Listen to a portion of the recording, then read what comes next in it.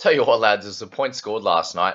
Another great win from the Cowboys and some interesting games. Other than that, the Roosters one was funky. We'll get into that in a second. But Eagles beat the Tigers, 58 points in this one, and a dominant performance from Offengawa again, with 77 points in 72 minutes. Just incredible to have that 49 in base, and then the 22 in the tackle breaks and offloads, and a try to boot. So he's going to be up over 200k in gains after this week, which is absolutely incredible for someone that's never been fantasy relevant. So if anyone would be like, "Well, why didn't you mention him?" We've been speaking about him every week, but never expect him to continue scoring this well. And the forwards for the Tigers this year are getting through a lot of work. Unless your name's Kelma Tuolangi, you're getting through plenty of work and plenty of runs. And unfortunately for Kelma, he's not.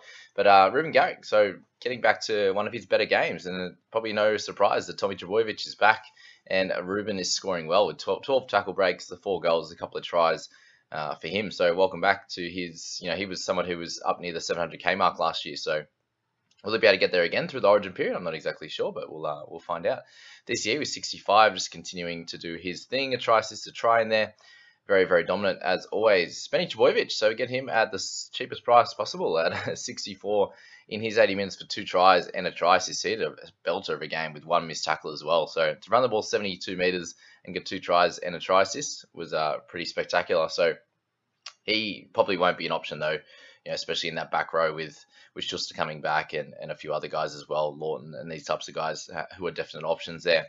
Lockie Croker with another great game, so he's averaging decent this season. Gildart with one of his best of the year. Tommy so comes back and gets 52. So up to you guys how you want to play this one. We've got 3 more games out of him before Origin comes along. I still think scoring 52, he's pretty much priced at that or just above at the moment. So not a rush, but definitely someone we're going to want in our team at some point through the year. And did even score a try and still pick up 52. So solid from him. Hastings, if you brought him in, you got a 51. So really solid outing for him with with them getting beaten. To have 149 meters run again was great. Obviously a few extra negatives this one, so negative 11.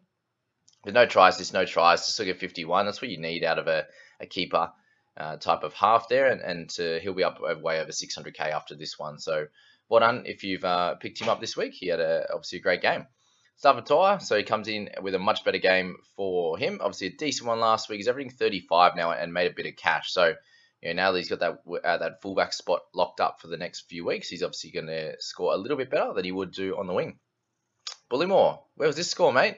Where was this when we needed you? 71 minutes for 48 points. 147 meters run, which was not something they were even considering giving him the ball when we had him in our side. So it's one of those things that is what it is. Sometimes it doesn't work out how we wish.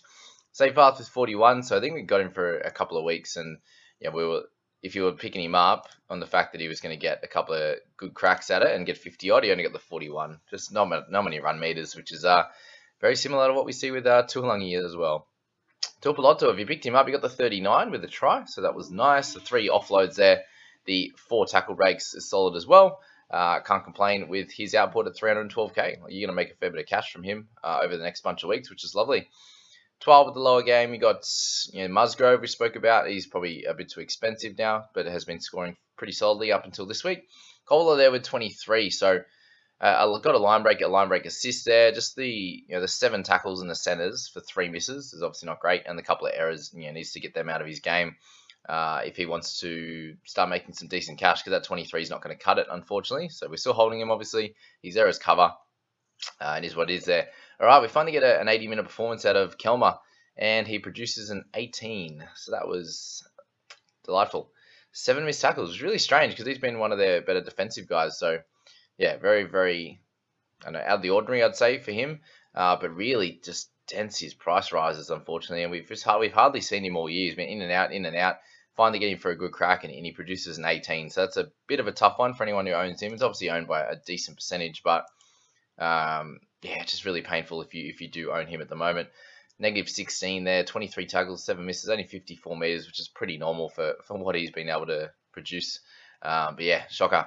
Stefano gets a 4, so he picks up negative 9 there in his 22 minutes with the sin bin. But the 10 tackles, 31 meters, not good enough, and he's going to get real cheap at some point and could potentially become an option. Just keep an eye out on on Stefano and how he ends up getting a potential position in your squad later down the track. So we move to the Roosters and the Titans, and a dominant performance again from James. So Teddy's back, guys. They've seen it the last 3 weeks now. He's been super dominant, and the 81 gets him over over 52 average now, which puts him about after this week he'll be about 50k undervalued, which is very interesting, and is what we were speaking about anyway, that he couldn't get that much lower. He's a gun. Everyone was talking about him losing his origin spot. Okay, okay, sure. But the 81 there for 10 tackle breaks, 226 meters. Roosters obviously were a lot better in this game, but if you look at the Titans tries, it was 2 real lucky ones with the air swing, and then obviously kicked into the back of one of the players for a ricochet try, and then just a crash play for the 3 Titans tries, and then pretty much, except for the last like 3 or 4, all of the Roosters tries were really, really soft. Like Takaaho just going over, bumped off one guy and doesn't even have someone tackling him over the line. Just some real simple ones there, and shows where the Titans are at the moment defensively. Unfortunately for them, so don't take too much out of this one. There's one run from Crichton at the end, for example, where they just wouldn't tackle him. They just kept holding him, and he kept moving around and brush off one bloke, and then he eventually offloads it, and they score off that play. Like just some really simple things that just weren't happening on the defensive end for the Titans. So yeah, they weren't good enough, unfortunately, and Crichton picked up another 60. So if you decide to pick him up this week, he did really well. He's obviously a little bit undervalued, and you'll get some price rises from him now. After that 60, it would be really nice to be getting closer up to that 640, 650 now after this week. And if you decide to pick up Joey Manu in the last bunch of weeks, you get rewarded with a 59, which is completely understandable in this type of game to have 28 in base and then 26 in the tackle breaks and offloads with a nice line break try assist for Teddy. So definitely going to be an option over this next 6 to 12 weeks, and potentially, well, he's always been a keeper in the centres, but will he be one of the top 3 to 4? I'm not exactly sure, but definitely an option there for your squads. All right, Kiri's starting to score a little bit better, guys, but he's at that 550. He'll be 560, 570 after this, and just a bit of an awkward price, I'd say, for him, but definitely good to see him scoring a little bit better there. Suali'i with 2 tries there for 48. So again, playing a lot better, running for a lot more meters, which is good. Now that he's aged a little bit more, he's getting a little bit more solid under with the errors as well. Just nothing this week, just the 2 missed tackles. So much better games from him, and really good to see there. A couple of nice tries put on for Tupou. That kick from Kiri across is just a pet play, and I love it when they kick it nice and flat to give him that to stop the defense, give that opportunity to block him. So Tupou, great work from him. For more, if you're still holding him, he got the try, but he needs to go. The team's just not good enough for him to get the attacking stats that he's going to need. Sammy Walker got the 38. Obviously, the one nice try assist there, and just bits and pieces across the board. Obviously, 146 run meters was nice, but only netted 1 tackle break there. Sexton with 34. Will Smith, if you're playing him, he got the 33, so it was okay, better than Kelma, obviously, but the 5 missed tackles, and then them just getting hammered, to be fair. Got lucky with one of the try assists, kicking into the Roosters player. But yeah, kind of did what he could do, to be fair.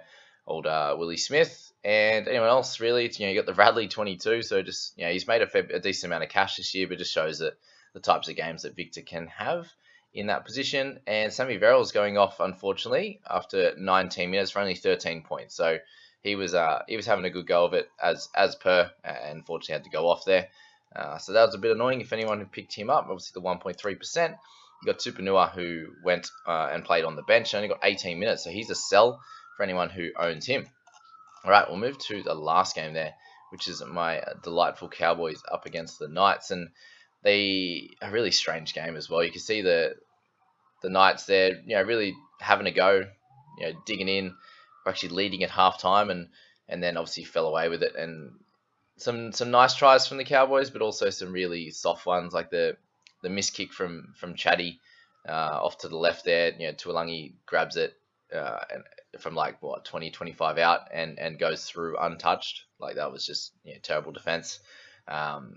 The overall, just obviously a clean, nice win from the Cowboys. A good second half to dominate that game, with the Knights having a few players out, to be fair. And Clemmer dominated again, so 59 from him in 65 minutes. He's definitely a potential option this year. He's definitely dominating this forward pack at the moment with Daniel Saifiti. Just probably not being himself at the moment, which is probably a fair thing to say. I'd say coming off an injury, like some of these forwards, especially, it takes them a little bit longer to get back into their barnstorming best. I'm not sure if he's going to will he get straight into the Origin squad? What do you guys think on that one? So Daniel there, probably one of his better scores to be fair with 47, but mainly in base, not really a couple of offloads, but the tackle breaks aren't there like they were. The post contact meters not as much, just not getting the output that we expect from him. Going back the last bunch of years really. Cotter with 59, so another 75 minutes for him. Got the early mark with the win, which is well deserved. 53 in the base, 2 tackle breaks, 1 offload, no missed tackles. It was a really special performance from him. Just a solid, get the job done and help your team out kind of performance. And he's obviously got the trust from Peyton now, which is great to see. And I'm really enjoying the high flying back rowers for us. With Lukey getting a nice try for kick, and also Nanai as well. So I'm really liking the output from the whole squad here, and you've got Chatty doing his thing, and I'm really loving Scotty.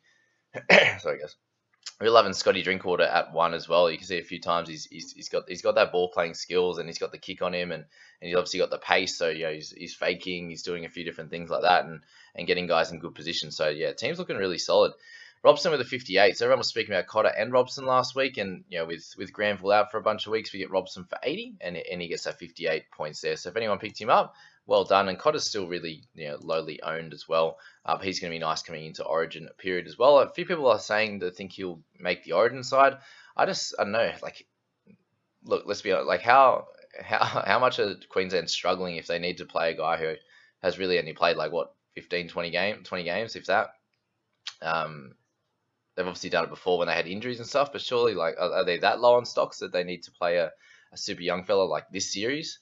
Like, he might play around 2 or 3 if they have an injury or two. Like, that's my thoughts. Like, if he wouldn't get close to the New South Wales side at the moment, but maybe it's a bit of a changing of the guard. And I suppose this is what the New South Wales team was like a bunch of years ago. So anyway, just thought that was interesting.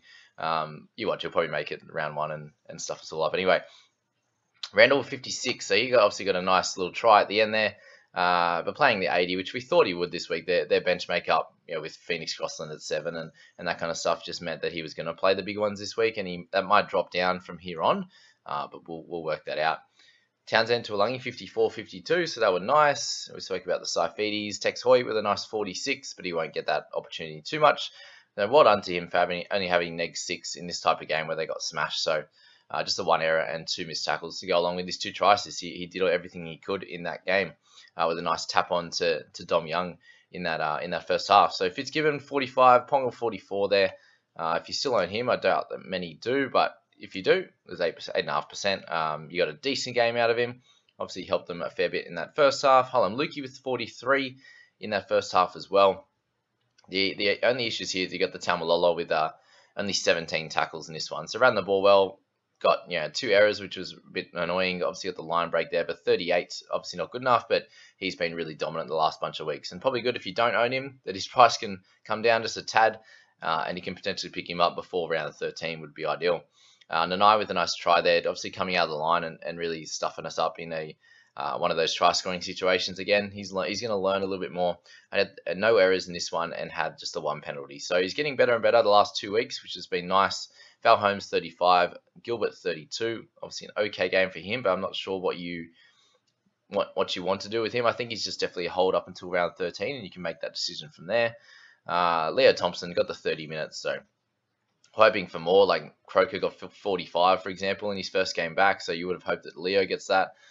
Strange that he's getting the real low minutes. Croker's had a few games now, and he's had those bigger minutes, which has been ideal for him and anyone who still owns him. 3.3%, very interesting.